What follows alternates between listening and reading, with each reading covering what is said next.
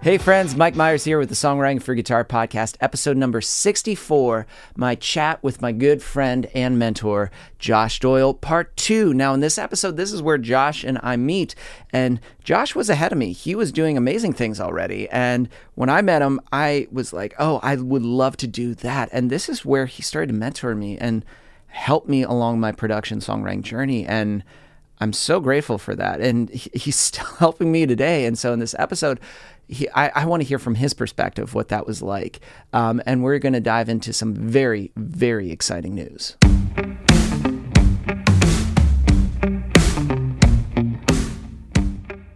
Your background is fascinating because when we finally, like, this is in our story where it's like the interconnectedness, I guess, like where you said you were always bettering yourself, you were always going to other things. Well, at first, we just happened to be in the same sync licensing course class together.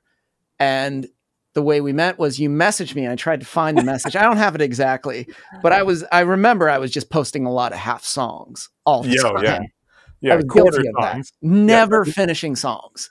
Yeah. Lots of, and also too, like, I like to think they are like big head, little body, because like a section was built out. Yeah. And it was always just like the intro. Right. And that was it. Yeah. And then I would fade it out and that would be it because I didn't want to, there was nothing else. So I was like, well, fade it out. Yeah. And you were just like, please finish a song, please. I know. I think I just messaged you because I just kept on hearing. I was like, oh, that's got potential. When he finishes that, that's going to be really good. And then next thing I would hear you post like something, another like 30 Completely second different. clip. Yeah. Completely different. Never finished the previous thing. And so I was, another instance of me getting frustrated, right? And it like, but it was true because it was just like the time that I was wasting on that. Yeah. Building and, stacking layers and like, oh, I had another guitar. I'll add a harmony. I'll add a double of that. Oh yeah. Yeah. That's just what's the chorus? I don't know. Why the hell are you building? But it was like, from that, then I would start, I think this is where I started just sending you shit all the time. Be like, hey man, I got a question, because then I looked and I was like, oh, you actually have a lot of stuff. Why are you in this course? Why are you here? Like, I have no idea about this world or recording in general. Right. Other than, I think I had my laptop and my speakers were plugged into like my CD speakers because I could just do that and be like, so I was getting nothing but high end. It was all like this lo-fi shake, but I was like, oh, those are my speakers. And it was just going through GarageBand and I was building out through I think I still had like this M audio interface that I got. Yeah. But it was through that after I went to LA and we hung out a few times and we wrote some stuff, that you started to help me in my production journey in terms of like how to, I remember you were like, oh, you could produce in a couple of years. I was like, no. Yeah, no, you totally had it. But I did want to say that even though you can't find the very first message I sent, I'm pretty sure it was probably something like, dude, you're pissing me off. Just finish the songs. I think that was probably word for word, probably what I sent on the first time. It was just like, listen, asshole, I'm sick of this. But you brought up a great point because like, that's my thing now where it's like, okay, we need to have the song. And if we're going to build out, is it worth building out, or structurally, do we need to change some things before we start? Some people build out the full song and then they start going like, okay, what is this? Yeah. It's like, that's not what you should have done. You should actually say, what do we want? What is this happening? Like the whole backtracking thing and just like going from your ultimate goal to your reference and then eventually just kind of working your way back to, okay, now let's write. Yeah. That to me was like, what? Yeah. Because that's exactly what you were doing. The band world where it was just like, well, it's inspiration, man. It's like you get 4 dudes in the room that have 4 completely different ideas and you're going to put them together and somehow you're going to stitch it into a song. Right. That sort of songwriting, just doesn't work. Yeah. I think it's neat. At least it's not as efficient. If you're wanting to do a lot of work in a year, if you're wanting to produce a lot of stuff, you've got to come up with a system and a method for knocking that stuff out. I love what you said right there, a system, a process. And it was just, you just highlighted to me in that message when you sent me, dude, you don't have a process. You were literally just like, it's not bad, but man, if you had a process, if you had a system, and you started to work on it a few times and you did this for a few songs, man, it would get so much better. And you were right. You know, the importance of that though, more so than, just doing a lot in, producing a lot or whatever quantity, is that what you said about like, the band way of doing it is like, you get the guys in the room and you've got this song that maybe one person wrote and somebody hopes that it turns out like this, or nobody knows how it's going to turn out. And in the end, you may have ruined a completely great song because nobody had the same vision. No one was steering the boat. And in what we're doing, we're trying to come up with a consistent process so that we know at least generally where it's going to end up before we even start. It's interesting now that I think of it. It's like in a band, they say, and it's funny how we mask it like, oh, it's a democratic process. We vote. Yeah. But that just means we kind of water the song down to the point where everyone is happy. And usually that's not the case. You can't. Yeah. It's just like it's getting 4 surgeons in the room and just like hoping that something works out. We got a heart surgeon, we got orthopedic surgeon, this guy does brain, and this person right here, oh, this is more intestine related. Yeah. Guys, good luck. You go to town. It's like you're not going to get a good result, but it's funny now. I look at that, just having you mention that, I'm like, oh, we tried to please everyone. You can't. Yeah. And it's just like, that's where a lot of good songs that could have been great, had there been a very clear vision, person saying, no, it has to be, we've got to move it in this direction. And if somebody goes, well, I want to do this. Well, we can do that for another song. It's not going to be this song. Yeah. Like, and that's being okay with that. That's why whenever I work with anybody, especially somebody new, I will have like a good, like, half-hour to hour-long discussion, even before we get in the studio, to really make sure that we are on the same page. Like if they'll send me a little voice memo demo of what their song is, I'm like, I kind of hear it like this. I want to take it in this direction. This is where I think that I can serve the song the best. These are my ideas, this kind of whatever. And I make sure that they are down with that. And if they are not, if they have something different and I can't feel like I can serve that direction, then I'll just be like, you know what? I know somebody else. Like, call Mike Myers. He's great at that style. I don't want to do this. I don't want to do this. This is but that's, to me right there, you are also very good at what I do now, where it's like when I'm like, here's why I think it should be this, because you not only presented an alternative, but you were able to explain, well, because actually when we link it up to the chorus, it will make more, you were able to give me all this reasoning. And then it just like, it had a lot more thought. And so your idea was like, oh, not only does your idea totally work, and I get it, but all your reasoning of why it needs to go like that. Mm-hmm. Yeah. It's because again, it's that long-term, like, okay, the song that we're spending our time building, we want something to happen with this. And the only way that's going to happen is if we do this. We're not here just to write a good song. We want this to be used for a lot of different ways for quite a while, and maybe multiple times. And the only way that's going to happen is if we do this. Yeah. Which, when you present it that way, it's like, oh, then if a person says no, oh, then that's just ego. It's not, you're totally ignoring what I was trying to explain. Now it's just like, you just want it because you want more of your stuff in it. You know what I will say on this is when I realized that I didn't want to be a touring. So after I moved to LA, I was writing with these different artists, started kind of the sync thing at the same time. After a while, I got tired of touring. I didn't want to live out of hotels and airports all the time anymore. And so I knew that I was segueing out of that life into the studio. I really like recording. Yeah. And I started, when I first did that, I was like, oh, I can be a producer. Like I'm interested in recording and, I feel like I can do that. So I started producing artists for, their songs that they wanted to go off and take and, pitch to their labels or whatever they were going to do with them. And I really did not enjoy those kind of conversations where I'm like, I had this idea of like, this chorus can really hit if we do this, we, have a beat drop out right before, and the artist be like, no, I don't really like that. And it was just that. I don't like that. Yeah. And I don't like that. And they're not wrong and I'm not right. But in the sync world, when I had control over what I was trying to achieve, I could make the argument like, I'm doing this for sync.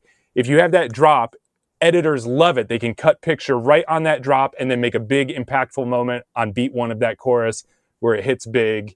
And now there's like a reason, there's a logical reason for why I'm doing this. And it's not just because I'm a big fan of big hits on beat 1 or something like that. You know, it's like you're notorious beat 1. Yeah, that's it. Yeah. It's my middle name. But that is like, if there was just like, I might pitch this to my label and it's just like, well, I don't like that. I know. Yeah. Okay. Any particular? I just don't like it. I know. Okay. What am I going to do with that? I think it's because it's like, especially when you're someone that's looking to keep on growing. If somebody doesn't like it, that in itself isn't an interesting answer. But you want to know, like, then that's why you pose the question, well, why? Can you tell me why? Because if I can understand, maybe that helps me figure out like what's in your head. Maybe it can help us figure this out. But if they can't give that answer, it's like, oh, that's very uninteresting. Like, it's just a very cold, okay. Yeah. All right. That was a song. But the one thing I will say, you know, as I started to get better and started producing, the one thing that was really a struggle was mixing. That was the thing that I resisted for quite a while. Where I was like, well, how about I just produce this? I had somebody else to mix it. Because in that way I can do all the fun stuff that I really enjoy. And this thing that's really hard, I can just avoid. Yeah. That's a story of my life is I would, same thing. I was like, I'll go and get a Pro Tools system. I'll get my own studio just so I can lower this tambourine and then I'll send it off to somebody else to mix. Yeah. And I literally did that. I had a Pro Tools studio in my little apartment in town. And I don't know if I've ever told you this, but I recorded my first album, tried to mix it as well as I could. And then I was like, I was very serious about this. I saved up money and my Sweetwater rep, I said that I wanted to have my album mixed to him. And he was like, oh, I have a friend in LA that does mixing and, you know, and there's another guy that does mastering. So I called him up, asked him if he would mix my album. I saved money, flew my hard drives out to LA for a week and sat there with this guy as he mixed my album. What? And then, and then went over to, it was in the same building, the mastering engineer went and sat with him for the day as he mastered the album and came back to Indiana. And I really hated how they did it. I hated the mix. I liked some of the things, but as I was sitting with them, you know, I didn't have my vision, you know, and I definitely recorded it poorly and I couldn't, you know, I brought in references. I wanted, you know, whatever I forget what I brought in and they were nowhere near what I was actually recording. There's no way they could have made it sound like that. But anyway, I ended up remixing what I had paid after flying to LA, paying them thousands of dollars to mix it. Yeah. I ended up remixing it and liking my mixes better. Were they present? Were they very like present mixing and like, or what did feel detached? I mean, to be fair, I think there was like 8 to 10 songs on the album. And I think I think it was only 2 days worth of mixing. That's a lot. 2 days. That is a lot. Yeah. Yeah. So it's really not fair, but that's all I could afford, I think. And I just didn't know better. So it's really not fair. I'm not dissing these guys at all. You know, even now, if somebody made me mix like 8 to 10 songs in 2 days, I probably wouldn't do a great job either. But it made me realize that like just another instance where I was kind of frustrated that you can't just like spend money blindly and like get the result that you want. You have to, obviously the entire music industry, major labels have been very successful with spending money, hiring the right people, the right producer, and then it goes to the right mixer and they come out with amazing sounding albums. But yeah, so for me, that's kind of how I got into the mixing thing is like, I was frustrated that I didn't know any other way. I tried doing like I tried being fancy about it and spending money and going to LA and getting the thing mixed. And I thought it was going to sound amazing. But yeah, that was just my only other solution. I was like, I can either try to remix this myself and then get into it. And then from there, that's just how I ended up doing everything. That was the story of every band's album that I was in. When we released it, we were like, this is going to be big. Yeah. And we were still. Yeah. We were still the same. It's funny. Every time you mentioned, and since you're from Indiana, where was it? We were in Franklin, Indiana. Oh, yeah. There's a college there, right? I guess maybe. It was just a little sleepy town. It was like, but it was the only place we could get gigs, and it was always the same thing. It was called the Gear. It was this tiny little church-run venue that was Nice. paid us nothing. Yeah. But we drove it. Yeah. But that's interesting that you went there and you watched. Did you even watch that and go like, I think I could do this a little bit? Did it stir or just give you thoughts of like, I may make those changes when I get back? No, I didn't know enough. I was sitting right next to him the whole time watching, trying to learn, but I knew really nothing. And I knew time was precious. So I wasn't trying to like bug the guy too much of like, why are you doing that compression move? Why, what's this? And, all that kind of stuff. Yeah, I tried picking up as much as I could. And maybe, that was honestly like 15, 20 years ago. So it's been a while. But yeah, I was trying to pay as much attention as I could.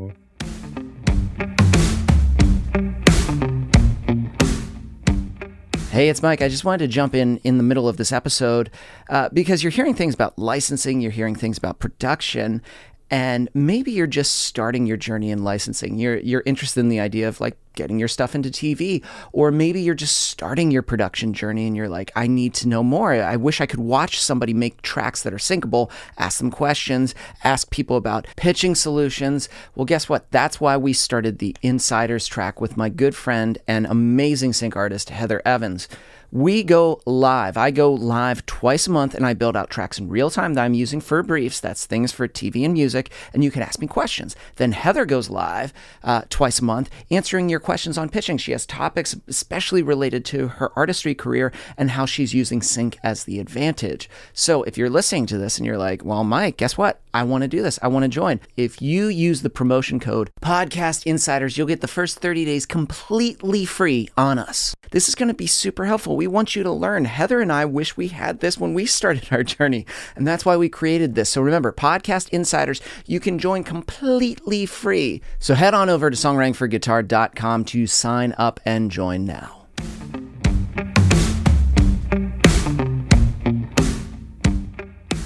It also goes to show that, yes, the right mix matters for a song. Especially, it's just like people are like, and don't get me wrong, I talk about like now, like, oh yeah, and your production and your layers, that's great, but you still have to have a good mix. Like it has to be comparable to your reference, comparable to what you hear on the radio, comparable that if you put it in your car and you have to turn it all the way up, like I used to like till like 10 or 11, you're like, see, it's loud. And then the other song comes in and it blasts the speakers away and makes you realize like your song isn't even sonically on the map. Right. To where those other things are. Yeah. The thing that has kind of become my mantra, my whole kind of belief system, almost for everything. I could link this back to storytelling in almost any way, but that's it, is storytelling. Okay.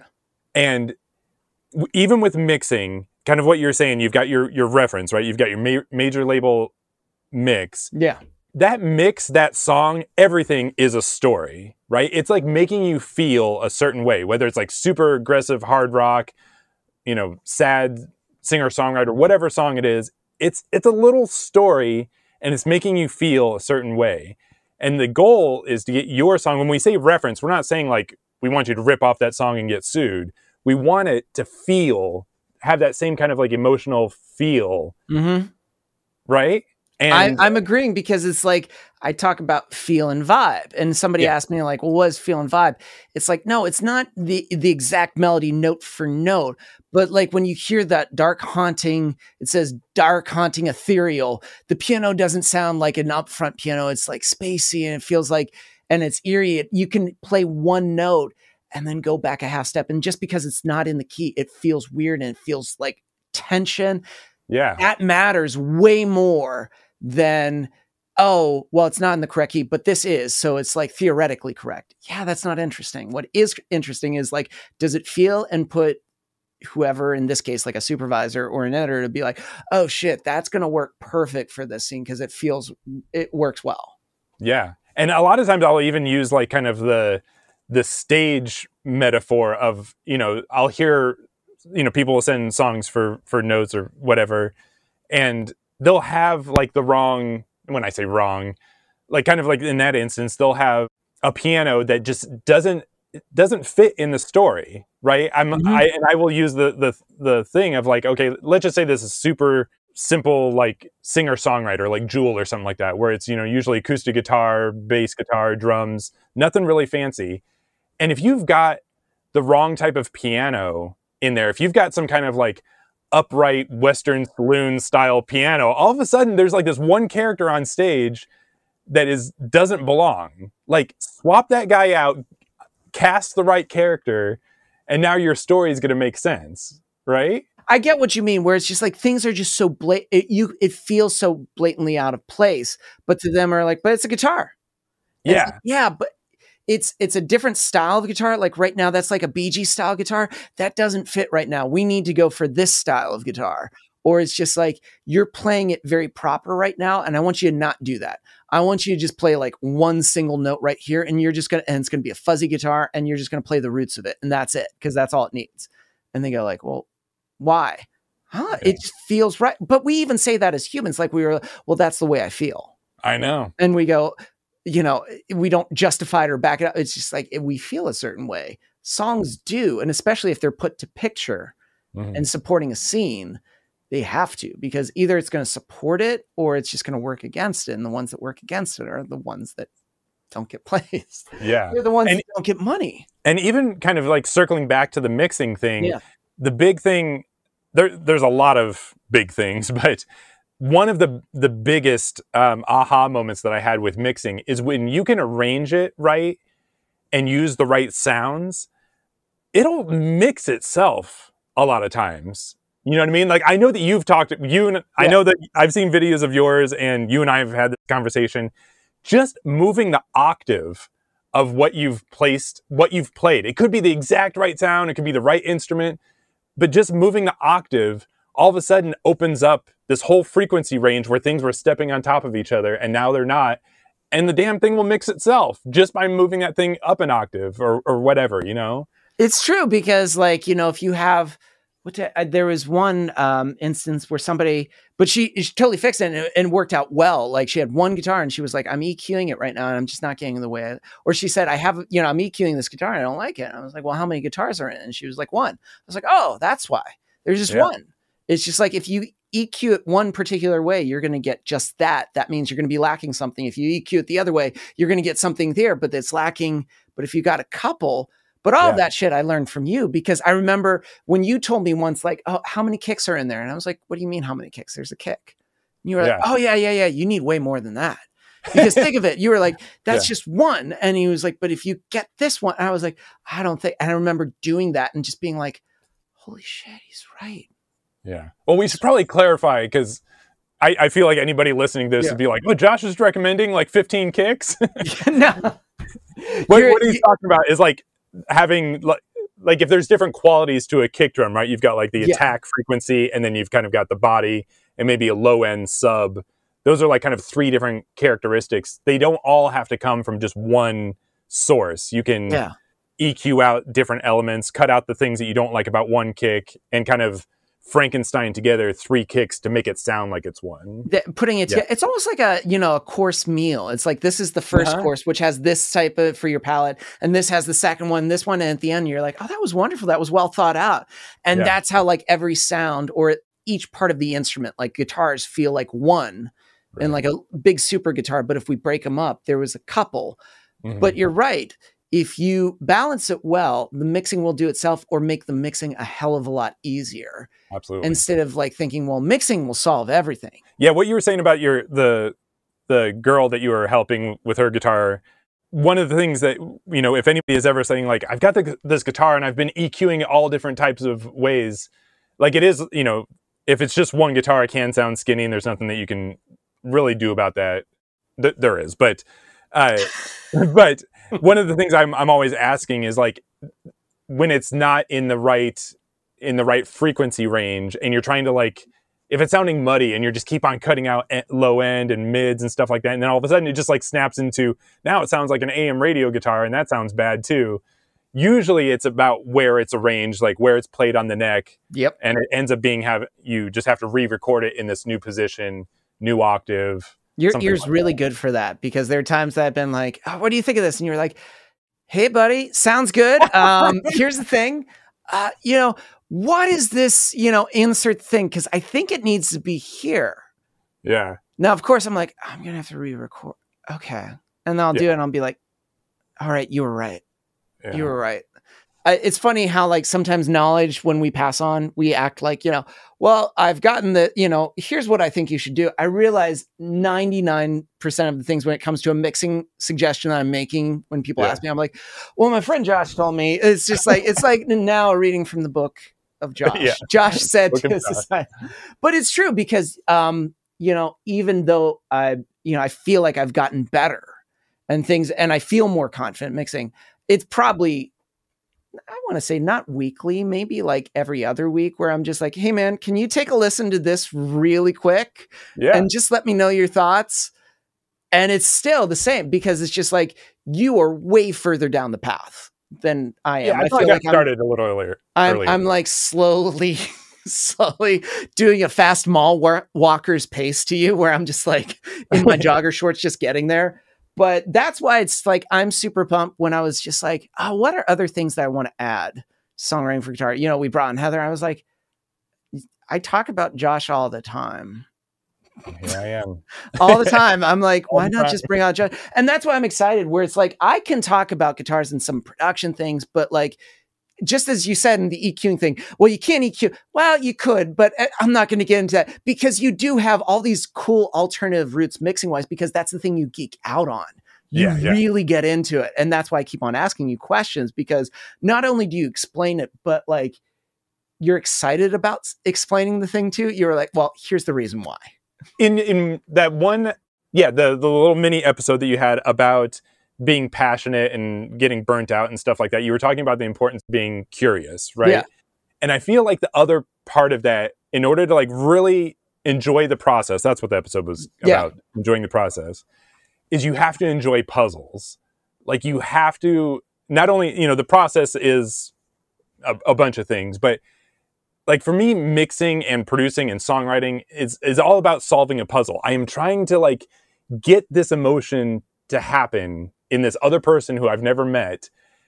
And I want to be as sure as I can that when they hear this moment that I'm working so hard on, that it's going to elicit that kind of thing. And to me, those are like little puzzles, right? Yeah. And if you've got a muddy guitar that is ruining, like stepping on the vocal and you can't hear it because of this guitar part that we really love, that's a puzzle, right? And so to like figure out, like, do I need to reach, is it a compression issue? Is it over compressed? And that's why it's like blowing out the mix, or is it an EQ? Yeah, to me, it's just like solving puzzles, and I do nerd out on that. Yeah, you do, but you're good at it, because I think it's the same thing. You get excited, where some people, when something doesn't work out, or there's people get like either disheartened, or they go like, "Oh, I guess it's not meant for me," but they give up so quickly. Mm-hmm.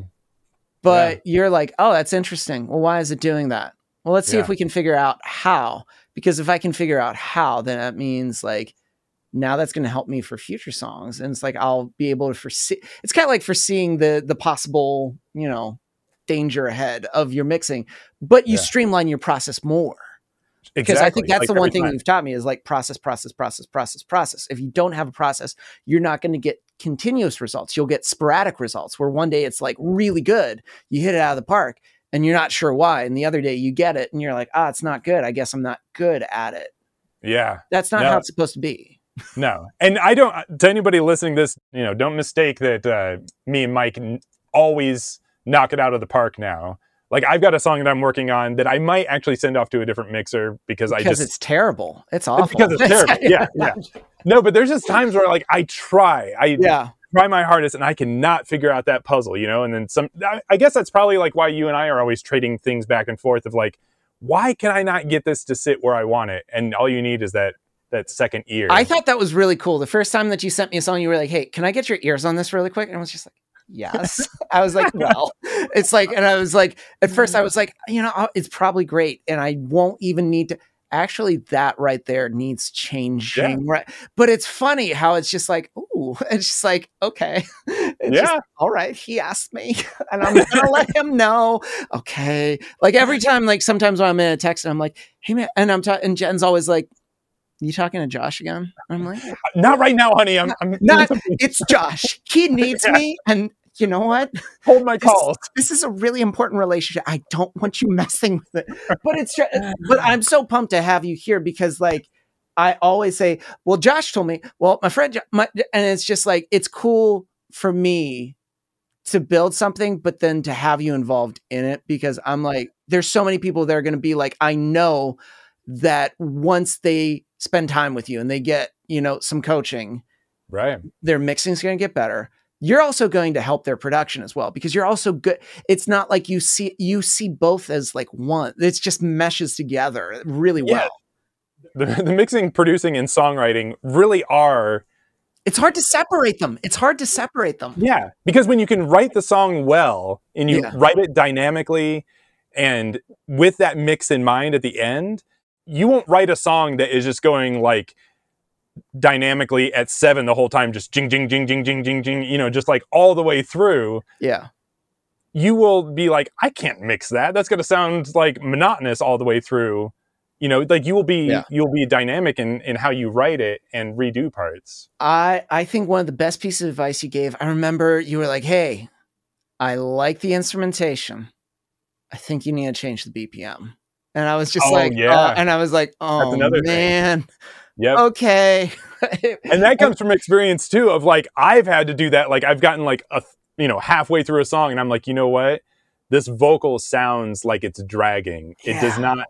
And there's nothing, I mean, you can do the BPM change in your DAW, and sometimes you can luck out with it not sounding warbly or introducing artifacts, but you're just like, you just shake your head at yourself and you're like, damn it, I should have spent some time to really, which is something I do a lot now. Like before, I'll have my person on the couch over here with their acoustic guitar and I'll be like, let's try it 2 BPM faster, and I'll push it too fast and then back it off. And it is before like writing and really building out or having things that are MIDI and flexible as you're going through it so that you can change it as you're writing. But it's like, that's too where I embrace the BPM so much earlier in the writing stage, because that's really pivotal, because nothing's worse than having like, oh, this chorus rocks. This is great here. Oh no, now our verse drags. And then you try to but if you have that early on, you start embracing that, it makes it so much better. But yeah, dude, I'm super pumped because there's so many people that you're going to help. And it's just fun to have you involved. And now I can just call you more and say, and lie and say it's business, but it's not. I just have questions about mixing. This is going to be awesome. When I think back to like the journey of like where, you know, we've had a whole walk down memory lane today, but of like where we started and where we were like individually, and like now look where we are. Look at you. You're all grown up. I'm all grown up. You're grown up. You've got a better lighting situation in your room, which looks so good. And you can't see it, but like I have the exact same panels. The only difference is they're black behind you. Interesting. Yeah. GIK Acoustics, I got those same ones because they're really good. They are really good. They do a good job. If we could just get everybody to ship on time. We won't get into that. This isn't sponsored by them. And if it is, it won't happen until like 12 episodes later. Right. No, I am excited to help people. And the idea that like, I don't know, I think that my uniqueness is the fact that I started supporting, like touring with artists. So I know what that process is like. I know what they're going through on stage and what they're trying to do. And then, you know, I can bring all that information into the studio, into the mix, into the production, songwriting.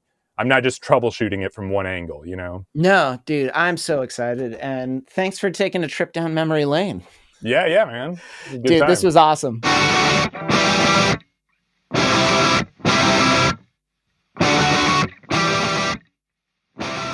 I am so excited to have Josh on as a mentor at Songwriting for Guitar, because he was my mentor. As I said in the conversation, everybody that I mentor, I always reference Josh on things that I'm doing. I'm like, well, my friend Josh, I remember when my friend, blah, blah, blah, blah, because he had that much of an impact. And to be able to have him a part of the Songwriting for Guitar family is amazing to me. So believe me, his mentoring sessions are going to get booked. So head on over to our mailing list so you can sign up right now and get information so that when his schedule gets released, you can jump in and start booking a session with him, because all I know is his sessions are going to go quickly. And that does it for this week. This episode was edited and produced by Chris Fafalius. I'm Mike Myers. Thanks for listening.